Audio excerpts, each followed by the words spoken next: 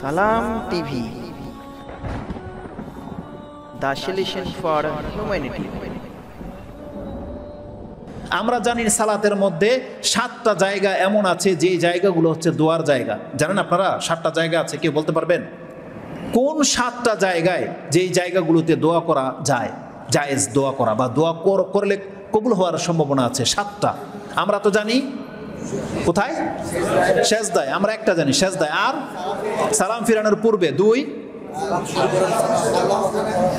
একজন করে কে বলবে? একজন হাত উঠান দেখি। তাকবীরের সময়, তাকবীর দেওয়ার পর 3, তারপর 3টা হইল। রুকু থেকে দাঁড়ায়া 4, হ্যাঁ রুকুতে 5, 2 সেজদার মাঝখানে 6, হ্যাঁ সেজদা তো বলছেই। হ্যাঁ আরেকটা কোথায়? সালাম ফিরানোর আগে হয়েছে, জি। সালাতের পরে তো সালাতের পরেই, ওটা তার সালাতের ভিতরে আসবে না। আচ্ছা আমি এবার সিরিয়ালিটি বলি। নামাজে 7 জায়গায় দোয়া করার জায়গা। 1 তাকবীরের পর আপনি কি বলেন?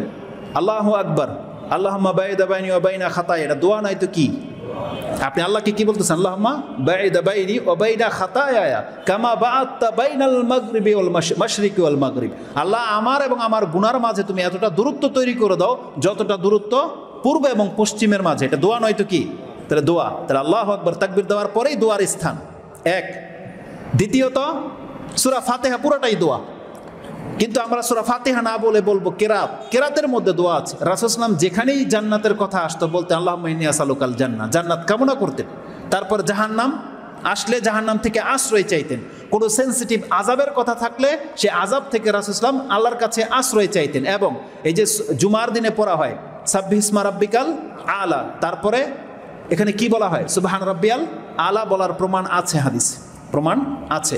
তারপরে বেশ কিছু জায়গায় আল্লাহ বলছে আলাইসা আল্লাহু বিকাফিন আবদা, আল্লাহ কি তার বান্দার জন্য যথেষ্ট নয়? বা আল্লাহ কি মরার পরে জিন্দা করতে পারে না? যেটা সূরা কিয়ামার শেষে আছে। আপনি বলবেন সুবহানাক, আল্লাহ তুমি পবিত্র, অবশ্যই তুমি পারো। বালা, এগুলো বলার কথা আছে। মানে এগুলো কেরাতের মধ্যে দোয়া করা যায়। রাসূল সাল্লাল্লাহু আলাইহি ওয়াসাল্লাম, জি হ্যাঁ যাবে, কেন যাবে? এটা তো না বলা গেলে তো আমি বলতাম না, এগুলো প্রমাণ আছে হাদিস দিয়ে। রাসূলুল্লাহ সাল্লাল্লাহু আলাইহি ওয়াসাল্লাম যখন মাঝে মাঝে কোনো এমন কিছু আয়াত আসতো তখন তিনি সেই আয়াত রেখেই আল্লাহর কাছে দীর্ঘক্ষণ দোয়া করতেন, কিছু চাইতেন। এগুলো ফরজ নামাজে যদিও করা হয় না, কিন্তু যখন আমরা কথা বলবো তার মানে নামাজে, তার মানে আপনি আপনার নফল নামাজে এগুলো করতে পারবেন। তাহলে দ্বিতীয় আমরা পেলাম কোথায়? কেরাতে। তৃতীয় রুকুতে। চতুর্থ রুকু থেকে উঠে। পঞ্চম সেজদাতে। ষষ্ঠ 2 সেজদার মাঝে। সপ্তম সালাম ফিরানোর পূর্বে। ক্লিয়ার? তাহলে 7টা জায়গা হচ্ছে দোয়ার জায়গা।